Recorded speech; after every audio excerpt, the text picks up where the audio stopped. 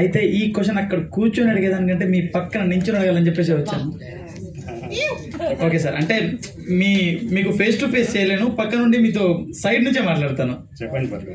Okay, అయితే sir nepotism మీద అసలు మీ అభిప్రాయం ఏంటి? అంటే ఈ రోజుల్లో ఒక ప్రొడ్యూసర్ కొడుకైనా, లేకుంటే ఒక హీరో కొడుకైనా, లేకుంటే మేబీ కమెడియన్ కొడుకు కూడా కమెడియన్ అవ్వాలని కోరుకోవట్లేదు, ప్రతి ఒక్కరు హీరో అవ్వాలని కోరుకుంటున్నారు.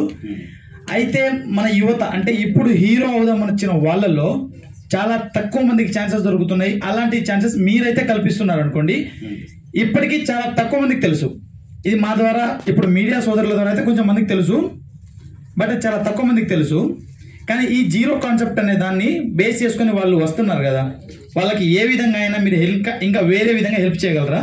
అసలు నెపోటిజం అసలు దాని మీద మీ అభిప్రాయం? నెపోటిజం మీద అభిప్రాయం ఒకటి, ఆ తర్వాత వచ్చే వాళ్ళకి మీ హెల్ప్ ఎలాగ ఉంది నేను కొత్తగా చెప్పాల్సిన అవసరం లేదు, అలాగే కంటిన్యూ అవుతుంది. బ్రో ఇంకో 100 కొట్టే, ఇంకో క్వశ్చన్ ఉంది.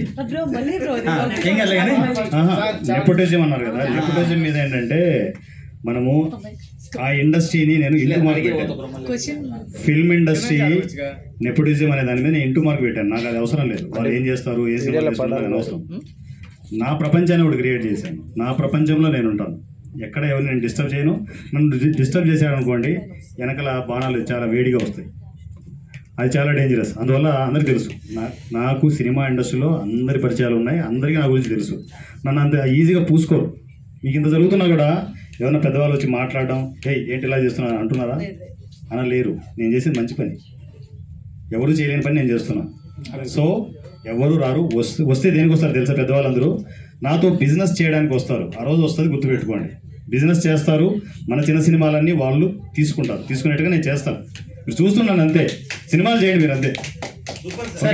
ఇంకో క్వశ్చన్ నేను తీసుకుంటాను అది కుదరదే. అయితే సరే, మళ్ళీ మీ ముందుకు వచ్చి మళ్ళీ పక్కన రాను, లైవ్ లో ఉన్నాను. అయితే ఓకే సార్, ఈ రోజుల్లో సండే వస్తే చాలా, అప్పట్లో సండే వస్తే నా చిన్నప్పుడు ప్రతి సినిమాకి థియేటర్కి వెళ్ళి చూసేవాళ్ళం. కానీ ఈ రోజుల్లో టికెట్ ప్రైస్ హైలో ఉన్నాయి, ప్రతి ఒక్క సినిమాని హై బడ్జెట్లో తీస్తున్నారు, టికెట్ ప్రైస్లు హైలో ఉన్నాయి.